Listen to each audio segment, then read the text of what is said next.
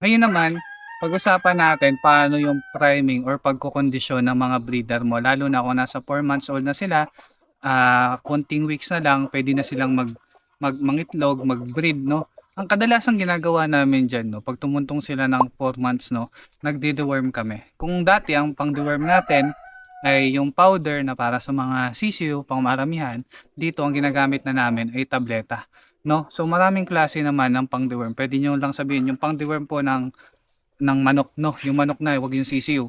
So ngayon isusubo niya lang yun. Ang diskarte sa pagde-deworm, dapat hindi niyo pakakainin ang alaga niyong manok. Kami, nagde-deworm kami sa umaga, wala muna silang pagkain niyan, ibibigay namin yung mismong dewormer, sinusubo namin yun sa manok. Ngayon kasi kung bakit kailangan wala silang kain, para yung bulate sa tiyan ng manok 'no, ang unang makakain yung dewormer. Ngayon akala nila feeds yun, 'pag nilunok nila yun, pinagpiestahan nila yung dewormer, patay silang lahat. Ngayon kasi kung nakakain na yung manok, hahalo lang yun dun sa feed sa tiyan ng manok, puwedeng may matira, gano'n. So I suggest mas maganda, 'wag mo nang pakakainin tapos i-deworm. Ngayon after 2 hours puwede nang pakainin, 1 hour or 2 hours puwede niyo nang pakainin 'yan kasi for sure namatay na yung mga bulate niyan. Pagkatapos niyan 'no, nung day din na yon kami nag-deworm 'di ba, sunod niyan magpapaligo naman kami ng manok 'no, kasi 'pag ang manok stress or hindi mapakali, hindi sila komportable, mababa ang productivity, ang production 'no. Yung mga rooster ayaw sumampa, yung mga inahin tinatamad umitlog, hindi nagpo-produce ng itlog, gano'n.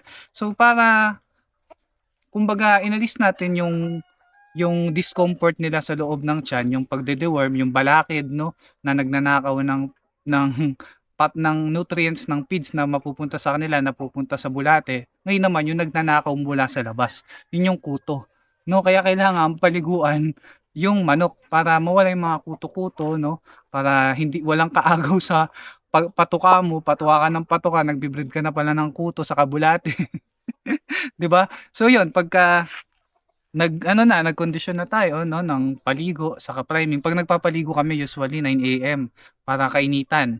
Then pagka natuyo na sila, okey na papasok na namin sila sa kulungan. Minsan kung mainit naman kahit sa loob lang din ng kulungan dun na sila nagpapatuyo. So namamatay naman. Ang gamit naming, pampaligo na shampoo ay wash out.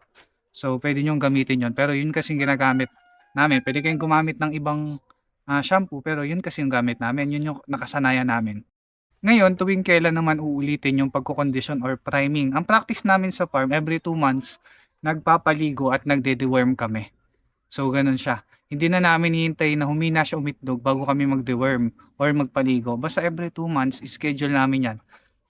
Deworm tapos ligo.